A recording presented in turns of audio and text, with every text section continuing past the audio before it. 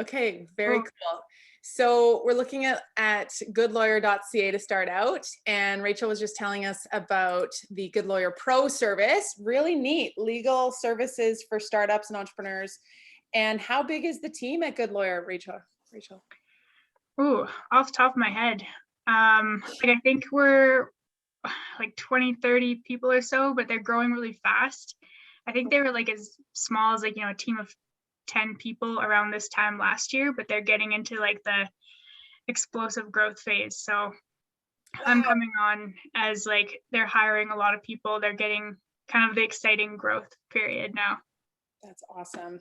Can I'm going to share my window here because it's always more interesting when you're watching a replay and actually seeing what we're talking about.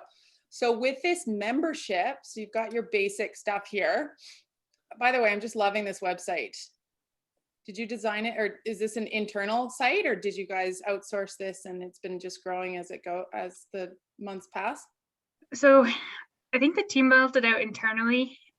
It wasn't me personally, like I just started with them this week. So it wasn't me, but they're actually like, they did build it out internally. They also have like an app portion. So when you actually are kind of logging in and creating an account to go through and actually start purchasing a service, then that's like kind of their app component, and that they kind of like built that out themselves from scratch, just kind of thinking about like what's an effective way for someone to understand like what service they need, choose which lawyer they want to work with, read about the options. So that's like a product that's been in development for some time, and they're doing really well with it, I think, in terms of the time frame and turnaround. Yeah. Wow. Oh man, I have so many questions and also like just things I want to fawn over here. I saw the pop-up earlier, but tell us more then about your challenges, or like, I know you're week one in this marketing role, but the marketing or the legal membership, Good Lawyer Pro, is that the big focus for you guys? Would you say that's sort of what you see as recurring revenue and a long-term plan here? Exactly. Yeah. So this is a membership where there's like kind of a larger potential for making like the profit that can help grow the business. But it's also, the perfect kind of something that grew out of a need. They realize, you can't always afford to just have like, paying for a lawyer's hours, like regardless of any small little project you have come up. Yeah. So this like gives you access to a Slack community of people who have the same challenges as you, access to like unlimited legal advice sessions when you need them. So it's like you don't have to just like have these problems stack up and weigh on your mind. You can just like hop on a call and get your question answered. So that is so cool. Oh, I love it. Great e-commerce model, really cool recurring revenue model, which we talk a lot about around here. Hi, Dale. Hi, Jen. Hi. Sorry I'm late. No, you're crisis mode over here. Rachel and I just got straight into it. It's so nice to meet you, Rachel. And Haylee. I was so excited, Rachel, when I saw your profile come through. And I'm thrilled that you're here. Awesome. And Dale, Jen, this is Haylee. Hi. Hi, Haylee. Hi, everybody. Nice to meet you. Nice to meet you. It's great to be here. So I'm going to ask Dale straight up. So Dale's got a new business. Rachel is running marketing, brand new job for Good Lawyer, virtual, mostly legal counsel, and super cool options. Dale, what have you run into so far, or have you ever faced need as a startup, and especially with your new classified auto business, for legal advice, legal services? What's your take on it? I am going to need some legal advice. I'm not sure exactly what I need. I still got to talk to Sean because this is new to me. All of this is this online business stuff. I'm used to brick and mortar stuff. Yeah. So the online thing is new to me. As I talk to Sean and get more indication of what I need to do. I'm glad I stepped in when I did, because this looks like a very handy tool. It is cool. I know. I'm loving it.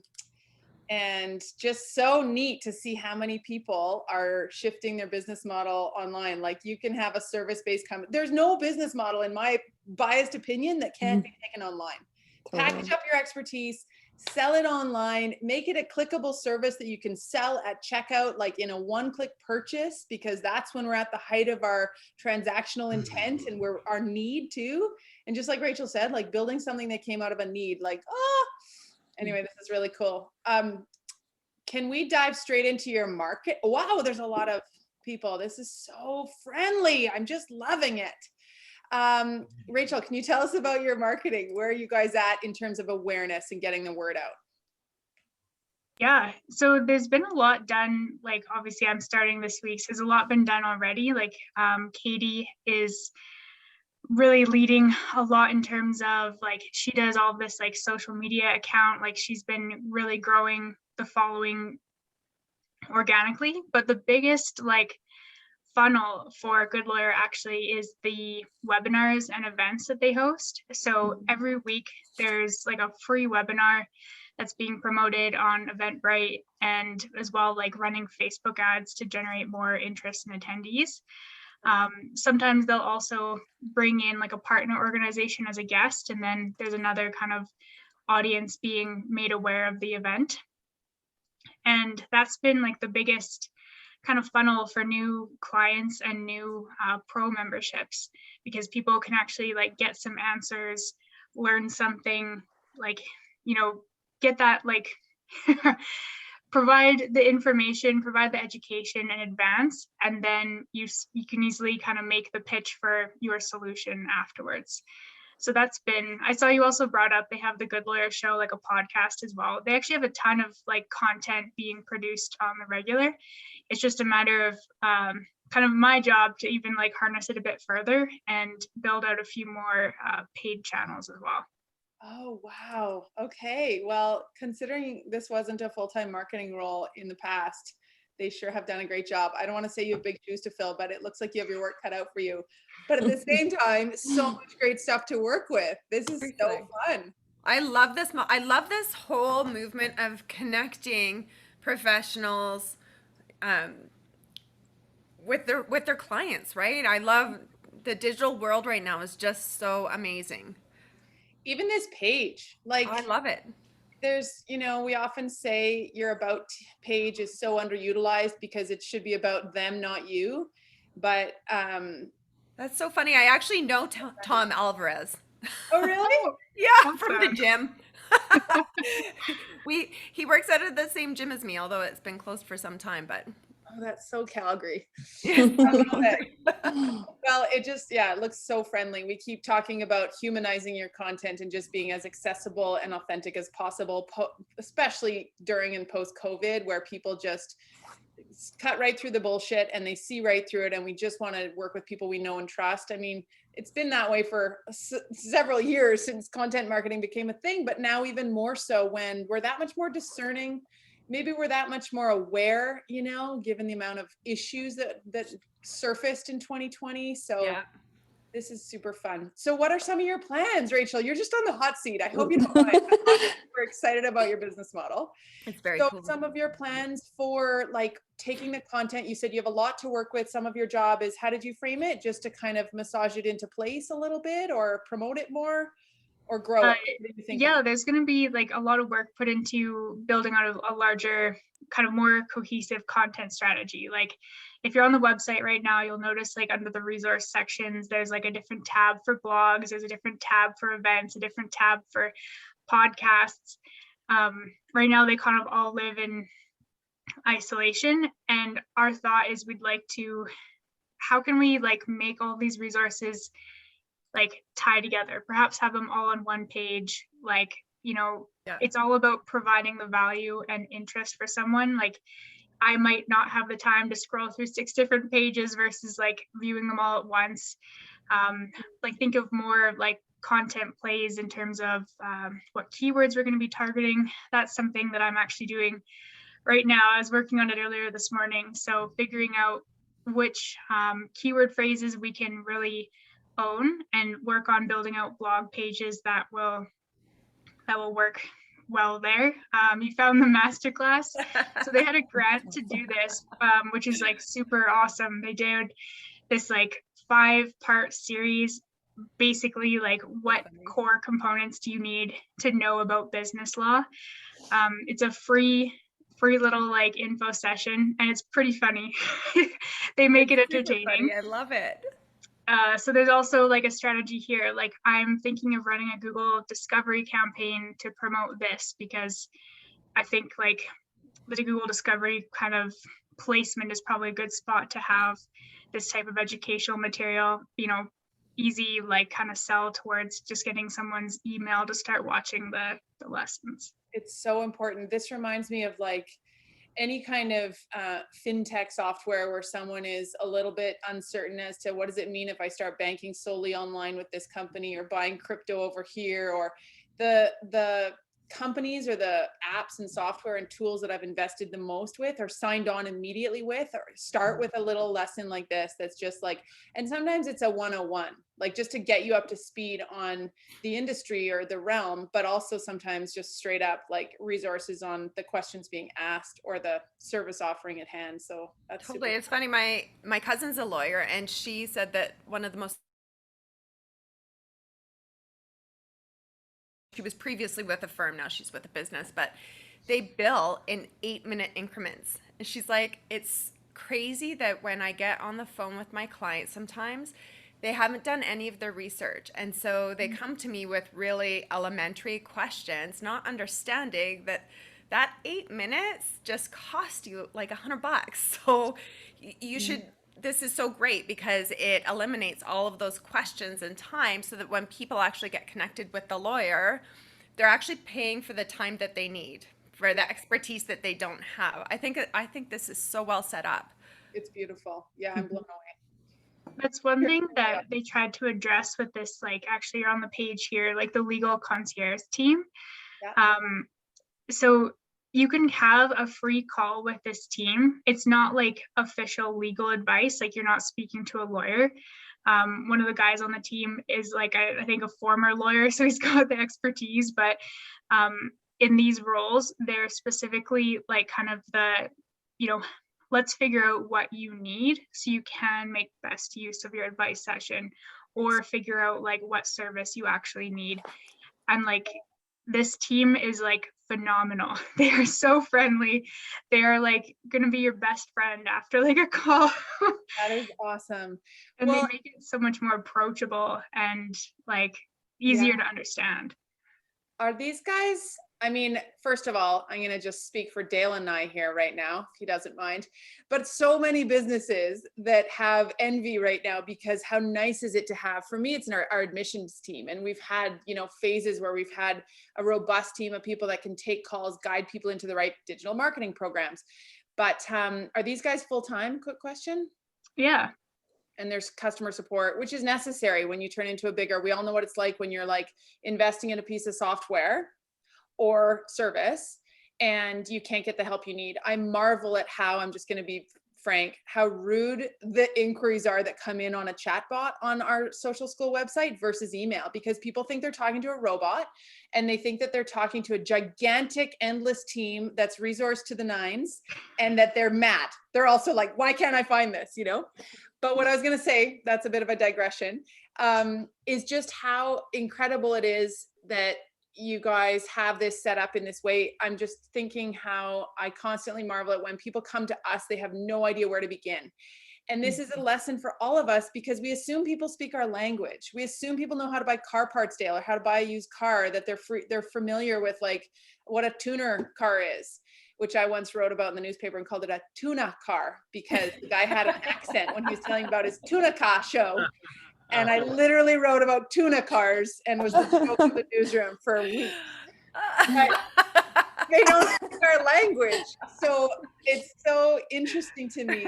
Like, even when someone writes in our help, in our chat bot or in our help desk, I can see what help articles they've read so far, thanks to, ours is called Help Scout. And they're still not getting what they need. They still want to talk to a real person, and they still want 5 minutes of your time. And then you literally, and I often say, like, that's when they're at the bottom of the funnel. you've found them, you did your job, the awareness, the interest, the decision, and now they're taking action and they're literally transactionally ready to buy at the bottom of the funnel when they arrive in your help desk or on your website. Like, amen, you got them there. And then we just like brush them off, or we don't pay enough attention with this final piece of the puzzle.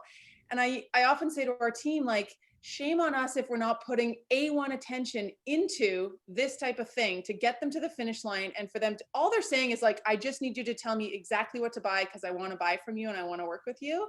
And yet so many of us like don't just really take this final piece seriously, I think. So I'm excited for you guys. This is great. Sorry, I'll stop talking now. I think that's like exactly the situation. Like you put so much work into like the top of funnel, like lead gen, but then you can't just like, you can't let it fall off when you have someone actually on the line and ready to go. But like you said, it does take the most effort. It is like, there's a full-time team of like 3 people here just dedicated to inquiries and follow up and, you know, tracking the people's progress, following up, making sure they understand what they need. It's the hardest part, but also like probably the best part. It's a fine line because once you get that lead in your funnel, as much as you want to nurture it, you also want to make sure that you're not exhausting them, as we all know that there's so much fatigue digitally now because we're all here. And so you really need to be sure that as you're taking them through that journey, that you're giving them something that they find of value at every step of the way. I'm going to give you a little piece here, right, of what you could have. And that's why this concierge service is so brilliant, because when people get to that point where they're almost there to say, hey, I've got something of value for you that, by the way, is free. I mean, what a great closer. Mm-hmm. And, you know, I'd be interested to know too, because I know it's our experience at social school that very rarely do we get on the phone with someone and not convert them into a purchaser or a student. And that's not because we're amazing salespeople by any means. It's just because we've done our job in the final home Personal touch. Yeah. And they People want a human at that final stage, right? It's like when they're ready for the sale, you know that you've got them on the line. Yeah. I mean, at that point, they want a human experience, I think, right? And it's hard for us because we're, you know, all in that digital space. And so to take them off platform, you know, and have that human experience can kind of be difficult. And I mean, it's time consuming as well. But if you know that that's the play to kind of close your sale, then it's worth the investment of time. Last thought, and then I really will stop talking. But it's so funny because Jen, what you're saying too about like, we have to, you know, we often talk, all of us internally, you know, in our own heads, where are we annoying people? And what drives me crazy about like lead gen to like conversion or the in between, that final step where we've got them in this funnel. And this is why funnel feels like such a dirty word to me versus customer journey. But what we do is we hammer them with 17 follow-up emails and sequences and funnels and sales and retargeting ads. And like really sometimes, and I think we're all so sick of that stuff when it's done poorly, notably, but when they can just like actually book a call, imagine how much money and time we can save and how much smarminess that would go away if people would just be there to answer questions versus get hammered with additional stuff that they think that the company thinks they want to hear versus like, you know. It's the sales pitch. I think it's the sales pitch. It takes over, right? And what we want to do is give them those pieces of value, right? I'm going to give you something that I think will help you right now, but isn't my full product, rather than I'm going to hit you with another sales pitch over and over and over again. It's like, stop, right? People tune out. And so we need to be sure that at each stage there, we're giving the customer something that they perceive will help them. Yeah. Cool. Hi, Jake. Hi, Sheena. Hi, guys. Hi, Kelly. Good to see you guys. We're just learning all about Rachel's new job at Goodlawyer, which is such a cool company we've all just fallen in love with. It's online legal advice and very humans behind it, which is very cool too. Yeah, Rachel, you have to tell Tom that Jen from the gym says hi. Will do. Dale, do you have any thoughts on anything? And can you please remind me of the name of your website? Car Guy Auto Search. Thank you. Anything here resonating with you? I really like the idea that there's so much available online, and like you say, the final close is going to be in person, because that's what I want as an individual. When I get close to the end of it, I want to see or know that there's somebody on the other end of the line that can tell me what I need to finish the transaction. I've got some paperwork I got to finish up, and before I send it off, I want to make sure that it's right. So I want to talk to an individual that should be helping me with it. And but so that's what I really like, that there is actual people there that are ready to help out. I'm gonna look this up today sometime. Yeah. It's Canadian Innovation Week. So this week, there's actually some promos going on that wrap up today. I'll put like a promo code in the chat and some links to where awesome, you can enter Rachel. for like a giveaway for a quarter of Goodlawyer Pro. So if it's of interest, but you got some free options even if you wanted to look into it. So I'll put them in the chat here. Thank you. Cool. Rachel, what's your biggest challenge marketing wise right now? Or maybe something that, if you're willing to, open up and tell us that you're a bit nervous or afraid of, or the thing that's Sure. keeping you up at night?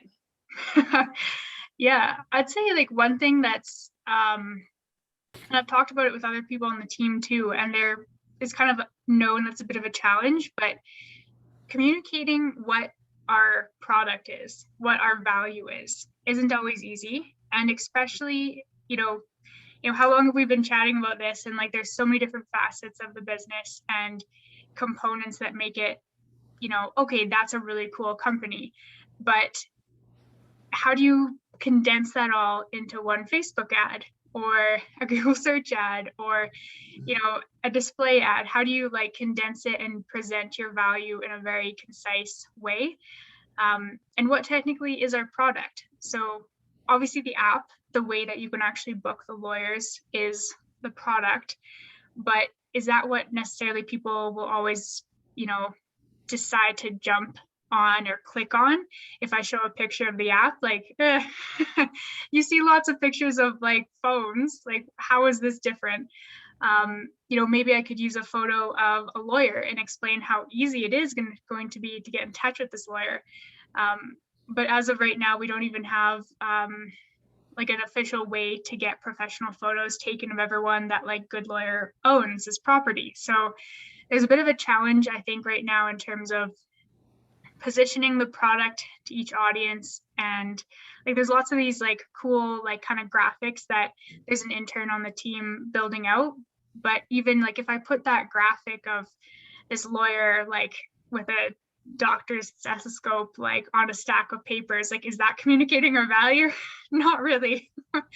But this is like my challenge right now, like what type of imagery and messaging is going to be most impactful for communicating what Goodlawyer really is. Yeah. You know what, Rachel? Don't try and get the perfect ad. Like have each image, test them all. If you're going to run Facebook ads, let Facebook serve up the ad to the person who will react. That's kind of the idea. You want a bunch of ads in your ad set or in your campaigns, and let Facebook's algorithm determine who's going to click on which ad. So don't try and get one ad to meet everybody's need.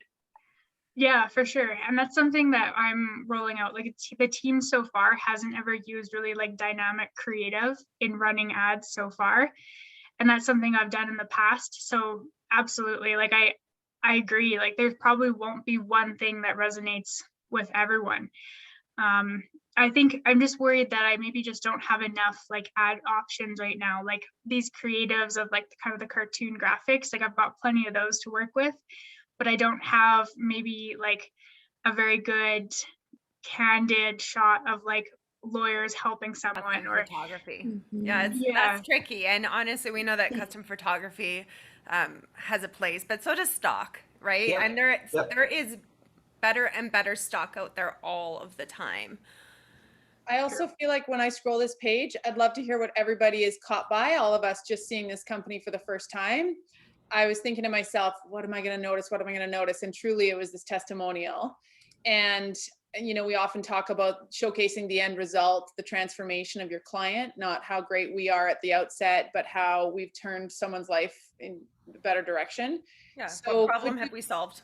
Yeah. Can you find these people and do some case studies on them? It looks like you've already done some incredible profiles of your lawyers, and perhaps you've got some clients in here, but sometimes if we can even just find 12 of those case studies a year, that we can then batch shoot 3 of them one quarter, and you've got gold to work with, or some kind of richer content. Maybe you've already done some of that, but I would say that any kind of real photos that you can use that are of your customers, to go into their business and tell me the story of why they needed you. Because I'm still, even as a small business owner and an entrepreneur with a husband who is the same, I still am like, what legal services do we really need though? Like, that's where I think I would be willing to bet 90% of business owners sit, is just totally daft when it comes to what even they could come up against. And then it becomes an emergency service, You're so right. Perhaps You can tell that, especially as a small business, you think, well, legal services are really expensive, right? And so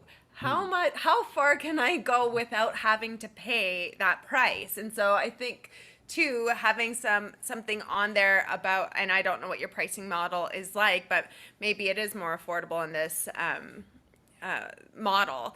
I had another question. Oh, right. I wanted to know, when did you actually launch Good Lawyer? Sorry if I missed that part in the first 2 minutes there.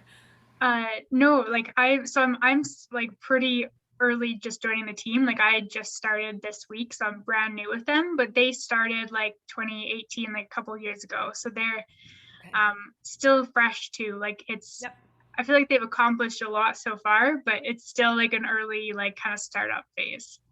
Awesome. Hey, I'd love to, I want to keep referring back to these 2 companies that you guys have brought us to chat about today, but I also want Haylee to weigh in. Hi, Haylee's got so much knowledge. If you haven't met Haylee yet, she has done a ton of work for small businesses, lots of entrepreneurs, and she is the, dare I say, if it won't offend Tanya, the marketing wizardry behind Tanya Eklund Real Estate Group. And she handles podcasts, social, beautiful videos, some of them like really kind of profile pieces, and others that's just the short form video that we consume daily. And Haylee, maybe you can tell us a little bit about what you have been able to achieve with Tanya Eklund Group. Yeah, that'd be awesome. Yeah. So I started with Tanya in 2018. She just gave me room for complete creative freedom. I was able to run with all the ideas. So if you scroll down, there's a video that I wrote right there. It's going to load. Oh yeah, there we go. Yeah, right there.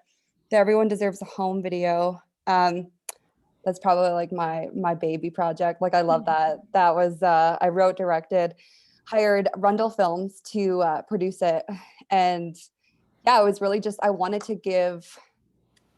didn't want real estate to be this like salesy thing, because it's sales. And I really wanted to bring like a human aspect. Everyone deserves a home. Home is where you go to be safe, comforted, especially in today's climate, man. Home is even more than it was before. So this video is, yeah. And then from that video, after that was done, I said, we need another project. What can we do next? So I came up with The Vow, which stands for Voice of Women. It's a podcast where we bring women from the city. So far, I'm hoping to bring other women around the country onto a podcast to just talk about their journey and to share real life inspiring stories for people to find somewhere to resonate. We had a surrogate come on, and I thought that was just such a cool angle. So other women who are maybe thinking about becoming a surrogate had like an episode to go to be like, oh, this is what it could be like. I feel like our very own Kelly Doody might have had a feature on there too. I'm pretty sure I listened to that one. Kelly was on my, I was like, I need to bring Kelly Doody on here. She's a marketing wizard.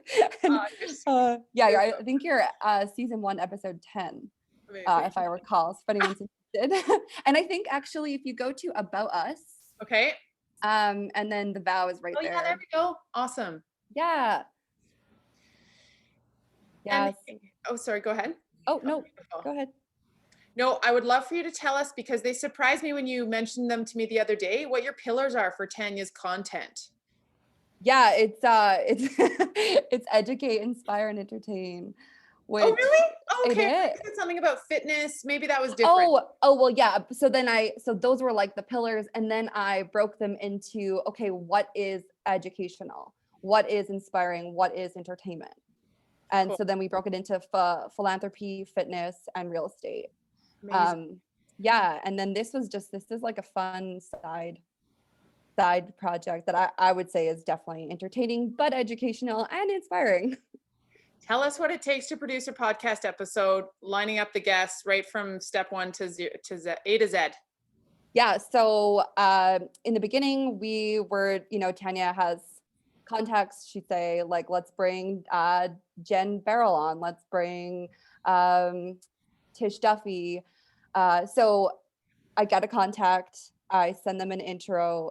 Either Tanya kind of gives them a little bit of like, hey, would you like to be on our podcast? And then set them up with a date and a time to come into the studio and record, which I'm actually currently in right now. We've got it all like padded up, and so yeah, and then I write the questions and kind of just want to dive right in right away. Like I really want the reason that we're bringing them on to be like the main focus. I think that is super important. In the beginning, we were kind of like doing this, getting to know them, kind of slowly building in. And I was like, I don't really know if that's helping. I think that we need to just like dive right in. Like you're here because you're a fashion designer. You're here because you're a coach. There's Sue Stiles. There's Stacey Lee, who's a lawyer. And so let's dive right in and know what it's like to be in your role and how did you get there? But tell us your journey so that anybody else who's aspiring to be a lawyer or is a lawyer, like what pockets of inspiration can you give our listeners? Very cool. And then there's the fitness portion. Okay, I love it. So given that Tanya Eklund Group is the #1 real estate team in RE/MAX, but I've also read like in Canada, North America, or like just Oh my extreme goodness. high So it's so hard because with real estate, everyone's #1 at everything. Okay. And so Like video, yeah. we try to refrain from that. But the RE/MAX real estate central office has been #1 for like a bunch of years. So that's maybe the only #1 that we put in. Okay. Otherwise, yeah, you've got so many different teams with so many different #1s, and Got it. yeah. So my question is, it's obviously she's very high performing and successful real estate agent and brokerage team, which is so cool to see what you guys have accomplished, and to go to your physical space was just so warm and welcoming. And I was like, yep, this all adds up to me. What do you find that some of that more emotional content, for example, with her family and fitness and like personal views, or The Vow interviewing women about nothing to do with real estate, has that impacted revenue, That sales? was exactly my question. Yeah, like Really would like to. yeah, like I think that there's no human aspect to like a salesy. Like we want to connect with each other on levels that we understand. Not everybody understands like these when you get vulnerable, it's like, oh, I've been there too. Like now we can build this foundation where we build this trust and this connection and this community with each other, where now we can go up from there. If we don't have that, we don't really have anything. So I think the vulnerability part in everything that we do is the groundwork. I think that's so clever because homes are personal. I've always said that. Yeah. And when realtors come in and they make it a numbers game, oh, you've got this many bathrooms and this much square feet in your house. It's like, no, that's actually not what my home's about, right? This is really personal to me, and this is memories and the street that I live on, and right. And sometimes I feel like in real estate they miss the mark, but you guys are really nailing it. Yeah, we try the video you had on the opening page really struck a chord there that way, showing people living in the home. I liked a lot of those images. Yeah, me too. Yeah, it was just this like human aspect, the storytelling and the human brands. That's where it is. I went to the Gathering conference, and I think it was 2019, and they keep saying like content's king, but it's not. It's community is king. Content comes after that. Your content won't stand if you don't have a community. Oh, I love that. I'm writing that Love down. that. I know, So it's so good. It's so good. That's awesome. So what's worked the best, would you say, Haylee? What maybe is something challenging? I love that you guys stand out amongst many realtors. I'm sure that's not easy and you have a lot of competition or people trying to follow suit with what you guys are finding success in, but what have you found to be working the best? Yeah, the real vulnerable pieces. Like if you go to Tanya's Instagram, there's a post, go to her feed. And then scroll and That's I'll my let you friend know. Lynn. Yeah, she was great. I loved her episode. Oh, cool. Scroll. There's a post that we did. Oh, there, Tanya sitting on the bench. Yeah. So this was a really vulnerable piece and it did really well. And so these kinds of posts are what like they do so well. People, you go to like a real estate post and I mean, we get like 30, 50 likes depending on the house, but this one got over 400. Yeah, I see. Yeah. And it was about talking about, just being like real and raw and relatable because we're all human and we're all feeling a bunch of things lately. So just tapping into that and creating this community again, where even someone like Tanya Eklund, who is on all the time, and maybe when you see her, you don't see that portion, but she still has it too. So bringing that even more human aspect to somebody who is in sales and in real estate. That's awesome. Can I ask how you guys have made the decision to lead with Tanya? I know it's her brokerage, but is it tricky? Does she have a separate feed of her own? Is this the company feed as well as her personal feed? So this is the only feed. When I started in 2018, I asked, it was funny because I wanted complete control because I was like, okay, I want to make this look really nice. I want there to be certain things we post, certain things we don't post. And it was funny in the beginning, I'd wake up in the morning and there would be like a post and I'd be like, I didn't do that. And then it kept happening. And then this one time there was a stick drawing and I was like, oh, I don't know if I want that on there. So I said to her, okay, like, I want you to still be able to post and be like completely yourself. But like, if you're maybe we need to talk about building just a Tanya Eklund Group Instagram on its own. And then you can have your personal one. And she's like, no, she's like, I'll stop posting. You can have total creative Seems to control. recall, like, wasn't the feed once upon a time all purple? Yeah. Like because I had a few real estate clients back in the day and I remember looking at her because this was years ago and even then she was quite a force in real estate. And I remember going to her feed and I was like, whoa, that's a lot of purple. Yeah. I went through and I archived a bunch and I just was like, I really want to give this clean, professional, but relatable, what I really wanted to take away from some of the things that felt a little bit more, I don't know how to say it, like childy? Yeah. Is that fair to A say? little bit more amateur, sure. Yeah. So, and really just bring up who she is, because she is so much fun and she is hilarious.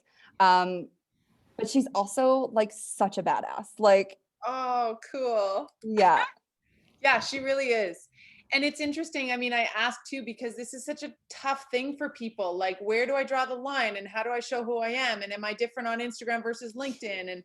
And whether you have a personal brand or you're just a lawyer from Goodlawyer who wants to also, or my friend Jason at DBB Law, he's a partner there. And he's like, I got to get out there. And then, it's that like, well, what's the firm and what's Jason? You have so much expertise, but how do we bring our personal feeds to a level that we're proud of and that feel professional? Because after all, they are searchable and they should supplement or support our business feed if they're separate. Totally. Like I always say like your social feed is like your storefront. And if you're not active, you're not open. And so, it was being and you there. have to give away pieces of yourself like this because we like to do business and buy products from people that we like and feel like we have a connection with, right? And so it's funny, there was this survey done years ago about just hiring processes, and employers will hire, let's say you've got two equally qualified candidates, they will hire the person they like more rather than the person who might have a little bit more experience, right? So Absolutely. yeah, it's so important to tell people a little bit about you, right? Give them those glimpses into their lives so that they feel like they've got this kind of bond with you. Yeah. Absolutely. And so Hey, yeah, Gail, anything? I think her feed's great. Yeah, going back to this too. I actually really like this feed as well. I think it's fun. Me too. I love it. Yeah, the colors are very consistent. Like if you scroll far enough back, you can see where they like started and there was less consistency. But since Katie Nope like joined the team, she's been like really good, I think, at keeping the branding consistent. They got a branding book built out and everything, so it's Pictures of them together having fun, I think, make it too, right? Because we have this view of lawyers being very stoic, and this maybe dispels a little bit of that image, right? Yeah, once like COVID is behind us, I think we need to have like some more group shots, and because it kind of brings together like, oh look, these are people. It's just like someone I could relate to. Have you considered doing any reels to hop on the reels bandwagon, Rachel? I think I might look into, like we're looking at doing like a big influencer campaign and might start with kind of like the user generated content there, like in my actual like kind of hiring process to get onboarded with these guys. I did like an influencer campaign with two people, and one decided to do a TikTok, which she then posted on Reels as well as like a Facebook video. Yeah. And it's perfect because it's again like her perspective of like getting a product for her small business. And she shares like her journey and her experience, but then it's in such like a fun format. Like I'll see if I can find a link of it. Cool. Yeah, I think, I mean, Haylee and I have been talking a lot about reels, but to me, it just goes, it speaks to the fact that we're seeing less and less curated feeds. Jen and I also talk about this all day long. Like polished is good and a beautiful feed we're all a sucker for, one that looks like an art gallery and it just really paints a picture of a sophisticated brand that you're drawn to. But what's coming out on top of that is the human side and connection. And like Jen said, like just liking people. And I'm seeing more and more a return to junky feeds, for lack of a better way to frame it, that have action and captions over top of the photos and like little subtitles here and there. And it's got immediate motion. But there was a gal that I follow named Elise Dharma. She's a big Reels queen. And she did an episode recently about some Instagram intel that was leaked that said that the brands, it was leaked via an influencer that Instagram works with, who said that the brands and individuals that will be rewarded the most in 2021, or let's call it the next 6 months, while Reels are still getting a lot of algorithm preference and they're still the hot new feature, that were underutilized to start, but they're really picking up steam. But they said the ideal amount is 7 Reels a week and 2 posts. Wow. Yeah. It's just so not 7 a day, you know? What's that? Not 7 a day. Yeah. You know, when you go to the feed and there are like a million stories, like they're dots, they're not even lines anymore. It's hard to even know where to start. So I just tune out. Yeah. Yeah. I mean, that with stories for sure, but I sure do love the autoplay of a reel. You know, it's like, it just goes for it. It's not going to do it here on desktop so well, but Megan's another person she's an Inglewood business, but she's killing it on Reels and IGTVs. You can see which ones are Reels and which ones are IGTVs here in the top corner. And I ran into her at the dog park last week, and she's expanding her store in Inglewood. And she is someone who over the last decade, Jake knows her as well, because we're all from the hood. But she went from a tiny little shop on Main Street when I first started doing Inglewood's marketing 12 years ago. And this was at a time where like 2015 and the flood and the, just change in oil, et cetera. She expanded when everyone else was shuttering. And now she's expanding again and expanding again. She's going into the backside, taking over this print shop. And I loved it. She said, we need a studio. Right now we're using our space at 7 a.m. on a Saturday morning in order to film our content. She goes, you know how it is. I was like, oh yes, totally. I'm as busy filming content. I love these things that they do. I watch so these great. just because I think they're adorable. Yeah. And now that we've got 30-second reels instead of 15, and just, I think it's so important to cruise your feed and follow other people's reels, because we can all get it out of our head that we're supposed to be singing and like pointing at captions that appear with the latest like hip hop track. Because I'm like, that's not my style. But there's lots of things you can do. And also with like previously recorded videos, like pull your video content or your still images into Capwing or promo.com or some kind of video maker, and then post that as your reel. It doesn't have to be from your camera roll or shot on the fly. These can be batch created, and they should be, and scheduled just like any other content. And they do so well. Yeah, they're pretty cute. They are. I mean, look at they're just having fun, right? Yeah. You feel like you're there. Yeah, totally. Yeah, they are. And you know what? I've often talked about, I'm just going to pull back all the curtains now and share all my secrets. I've often talked about my original avatar when I created my first online program. It was called PR Pioneers in 2012. I built it because Megan was killing it in getting PR media coverage back mostly before social media. And there was another shop owner that was like, just couldn't figure out how to do it. She was shy. She was quiet. So I didn't know much about her. I just knew her first name. So I built this entire avatar around this woman who I gave this whole profile to that was Megan's neighbor. This is what this woman needs. Here's the wine she drinks. Here's the name of her cats. Here's the magazines she loves most. Here's where she wants to travel to. When I felt like I built this total persona around this real person with a fake ideation of who I thought they really were, because I couldn't ask her and I didn't want her to know that I was building it just for her because she was failing at her media outreach or her exposure. And then I felt like I could speak her language so well, and all the other business owners that shared it. But Megan was like a huge inspiration for it, which is funny and full circle. Yeah. Sweet. That's awesome. Hi, Sheena down there. How are you doing? Is she still with us? Hi. Hi. I'm just taking everything in. It's a lot of really good information. I'm starting out. So yeah, this is really, really good examples for me to be inspired from. Amazing. So thank you. No problem. Thanks for joining us. I'd love to hear if anybody is doing some batch content just on that note, like shooting things, I'll bring your 7 outfits and let's get 7 weeks worth of content filmed in one Saturday morning shoot sort of thing. I do that. Do you? Yeah. Tell us about it. Yeah. So, so we usually do shoots at 9 in-the-morning. I'll pick a day during the week. Usually use content for about 6 weeks is like the max. And then, outfit change. Tanya brings all the outfits if we're going out and about and around the city, and just shoot, change, put your hair up, leave it down, throw it in a braid, put different outfits on. It saves so much time. I can't be with her every day and walk around and follow Tanya. I wish I could.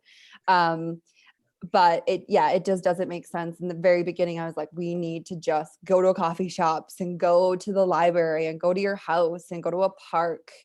And, I plan like a content document sheet where I'm like, oh, this is the topic we're going to talk about. These are the things we're going to cover. This is the kind of photo I want.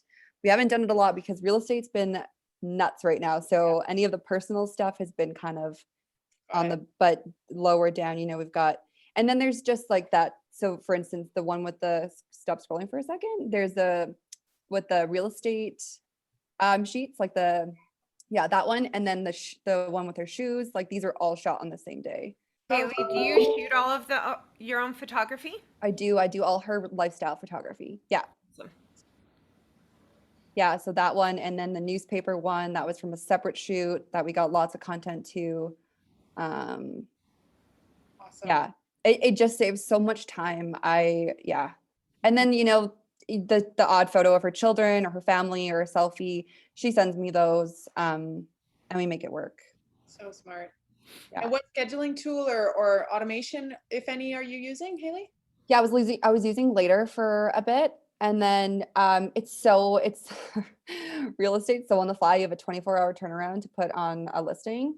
And so I can't, like, those are not scheduled.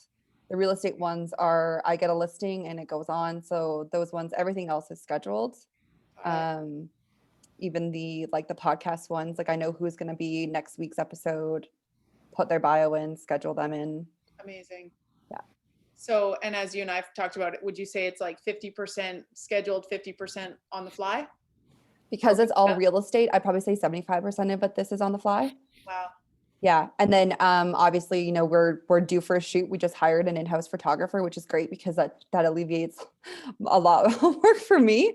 So I'll get him, I'll send him my vision and let him go take her out and snap some photos. And then that way I can start, piecing these little photos in amongst her feed.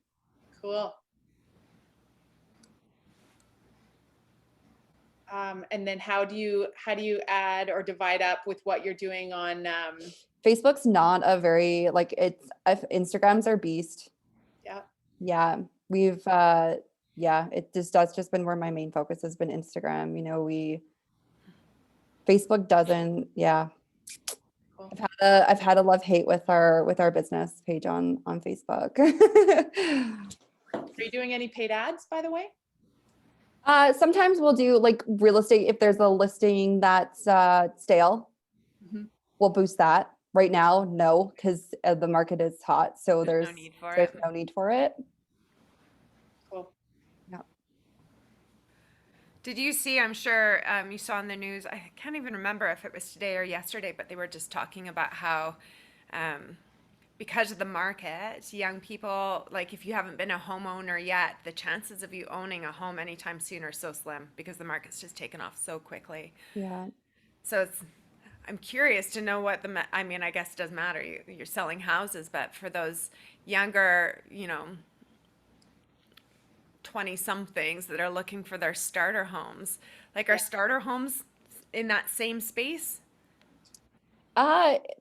It's hard. The condo, I guess you would kind of say condos would be a pretty big starter, and they're not moving very much. No. So we're constantly boosting, little condos. People, I think what's happening right now is this whole work from home. They want more space. Yep, they want a home office. They want a home office. So you've got a lot of people leaving their condos and trying to find bigger houses, and and then you've got so much inventory in the condo. I'm just bringing up Sam Correa, Sam and his wife. I love Sam. They're so nice. Yes, they've been in a lot of social school programs with us, and I just love these two. And Sam's wife is a interior designer by trade, but she's taken over all of his marketing, and she does such a good job. And I don't know, I just really love how they celebrate each home. I used to say if we had $1 for every time a real estate agent posted their latest listing on Twitter, at least Instagram's gotten a little bit more real, but it's more than just a tour Yeah.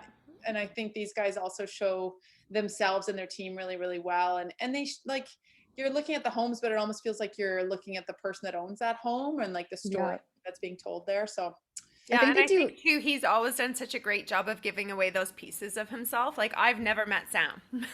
And he's such a likable guy, and he's definitely the feed that, again, it's been a while that I would give to other realtors to kind of aspire to. Yeah. Just the nicest guy. Yeah. And he's funny, right? These funny. videos that he does sometimes, they're quirky and cute. Yeah, he's a neat guy. Yeah, totally. It's interesting too. I think it's really important to ask yourself, whether you're a legal firm or selling cars or anything that we do, what do people need from me the most? And I find it really powerful when you put that into 3 words. We're working with a real estate agent right now. And to be honest, the one thing that I was realizing I feel like is a plus would be confidence. I want you to be confident in this because this is not my realm. I don't want to be the one making these decisions. I want you to tell me with full, kind and whatever, just human kind of certainty what we should be doing here. And I think that's so important. It's like having our A words that we always talk about, being accessible, being authentic, also authoritative. Like, show me that you know that you're the expert here. And that's where that educate piece comes in. It's not just inspiring. It's not just throwing up memes. I often use the example of the dog trainer that's like, yeah, you could go viral all day long with like the puppy videos. But if you don't show me your expertise with some longer form content or some deeper videos about why I should trust you with my dog or board my puppy with your whatever, you're just making funny noise on the internet, Or my legal services or my car. We can say that about all the businesses that exist on this call today, right? Yeah. You need to be the authority. You need to give me a little bit of education, but then really I want you to take this problem off my plate, right? Like Totally. You manage the car inspection for me and let me know that this is a good vehicle because I know nothing about cars, or you tell me about the legal process and as much information up front as possible so that you're kind of taking all of that worry off of my plate.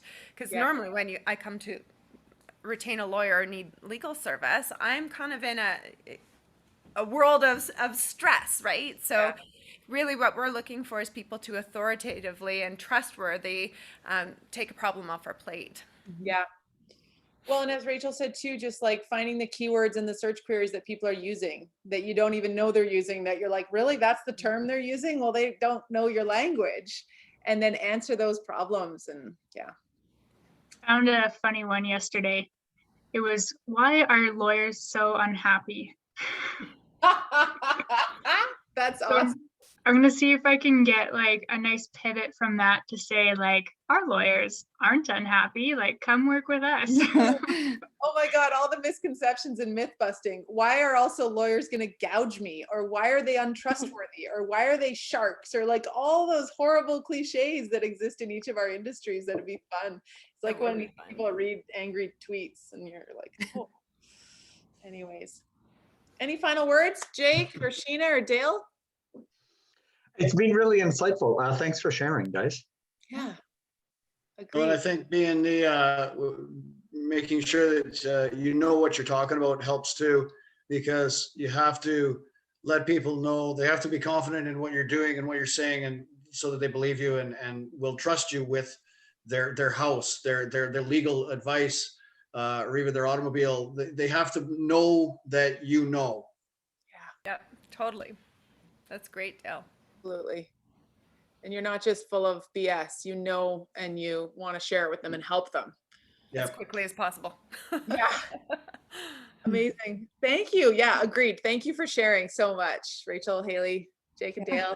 Sheena, have a great weekend. Jen and I will be back here again every Friday, and Haley's going to be joining us now, which is really here cool. too.